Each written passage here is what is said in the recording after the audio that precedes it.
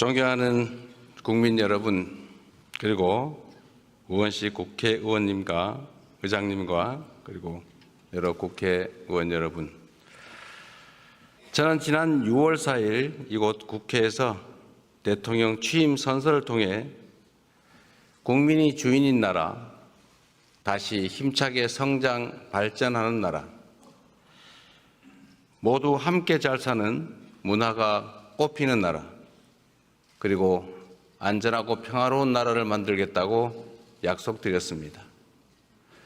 무너진 경제를 회복하고 민생 경제를 살리는 일은 지금 우리가 해결해야 할 가장 시급한 과제입니다. 요즘처럼 저성장이 지속되면 기회의 문이 좁아지고 경쟁과 갈등이 격화되는 악순환에 빠지게 됩니다. 새로운 성장 동력을 만들고 성장의 기회와 결과를 함께 나누는 공정성장의 문을 열어야 양극화와 불평등을 완화하고 모두가 함께 잘 사는 세상으로 나아갈 수 있습니다. 자본시장도 정상화해야 합니다. 자본시장의 투명성과 공정성을 회복하면 경제도 살고 기업도 제대로 성장 발전하는 선순환으로 우리 국민 모두가 바라는 코스피 5000 시대를 열어제칠 수 있습니다. 인공지능, 반도체 등 첨단 기술 산업에 대대적으로 투자하고 재생에너지 중심의 에너지 전환을 조속하게 완료하여 기후위기와 R200에 대응해야 합니다. 바이오 산업과 제조업 혁신, 문화산업 육성에도 힘을 기울여서 세계를 선도하는 대한민국을 만들어야 합니다. 외교에는 색깔이 없습니다. 진보냐 보수냐가 아니라 국익이냐 아니냐가 유일한 선택 기준이 되어야 합니다.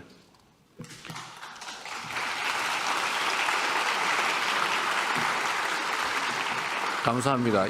우리 국민의힘 의원들은 반응이 없는데 이러면 좀 쑥스러우니까.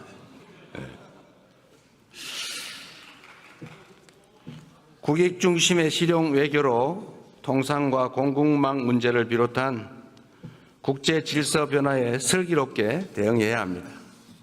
한반도와 한반도의 평화와 안정을 확보하는 일도 더없이 중요한 일입니다.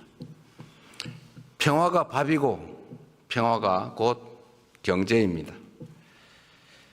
평화가 경제 성장을 이끌어내고 경제가 다시 평화를 강화하는 선순환을 통해 국민의 일상이 흔들리지 않는 나라를 꼭 만들겠습니다.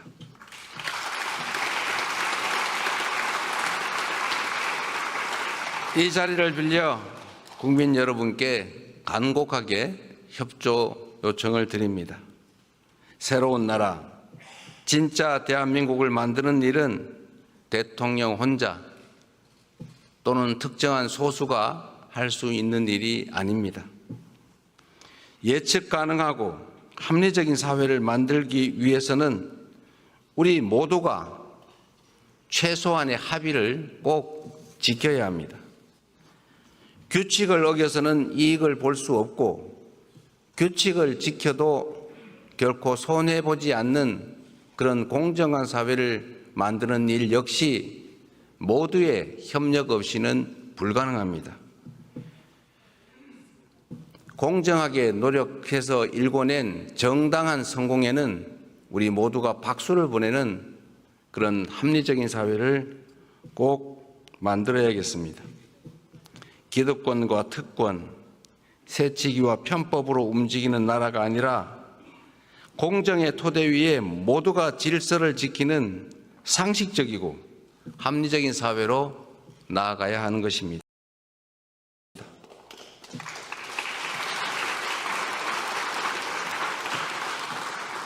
새로운 사회로 변화하는 과정은 고통을 수반하지만 건물을 걷어내야 씨를 뿌릴 수 있습니다.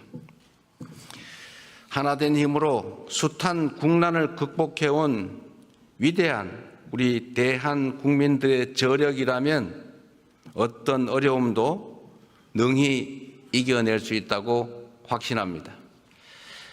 작은 차이를 인정하고 포용하면 새롭게 출발할 수 있습니다.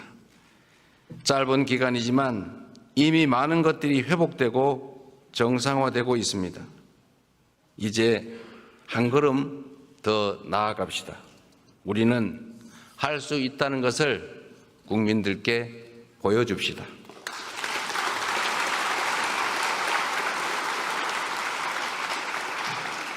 존경하는 국민 여러분, 그리고 더불어민주당, 국민의힘, 조국혁신당을 포함한 국회의원 여러분, 오늘 저는 정부가 추가 경정 예산안을 편성한 이유와 주요 내용을 직접 설명드리고 국회 협조를 구하고자 이 자리에 왔습니다.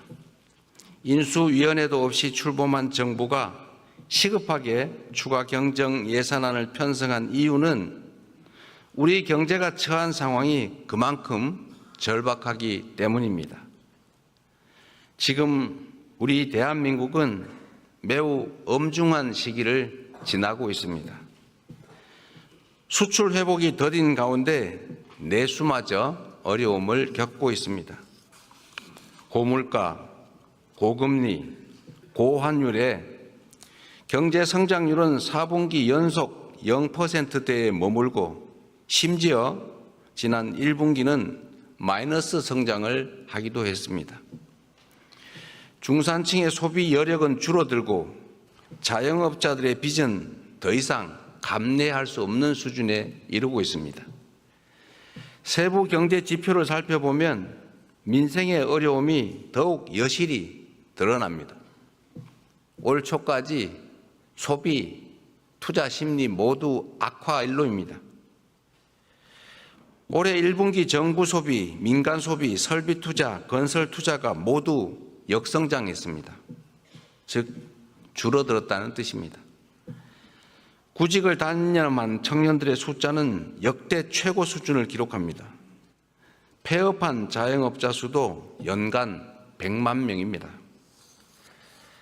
취약계층의 가계대출 연체율은 또 급등하고 있습니다. 가계만의 문제가 아니라 금융의 취약성까지 드러내고 있습니다. 코로나 팬데믹도 견뎌낸 우리 경제가 지난 3년간 너무 심각한 위기로 빠져들었습니다. 특히 지난 12.3 불법 비상계엄은 가뜩이나 침체된 내수 경기에 치명타를 가했습니다. 미국발 관세 충격부터 최근의 이스라엘, 이란 전쟁까지 급변하는 국제 정세는 한치 앞을 예측하기 어렵습니다. 그래서 지금은 경제가 다시 뛸 수 있도록 정부가 나설 때입니다. 경제 위기에 정부가 손을 놓고 긴축만을 고집하는 것은 무책임한 방관이자 정부의 존재 이유를 스스로 부정하는 일일 수도 있습니다. 정부의 가장 큰 책무는 바로 국민의 삶을 지키는 일 아니겠습니까?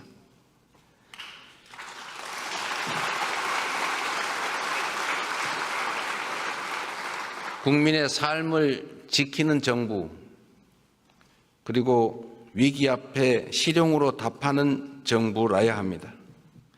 이념과 구호가 아니라 경제와 민생을 살리는 실천이 바로 새 정부가 나아갈 방향입니다.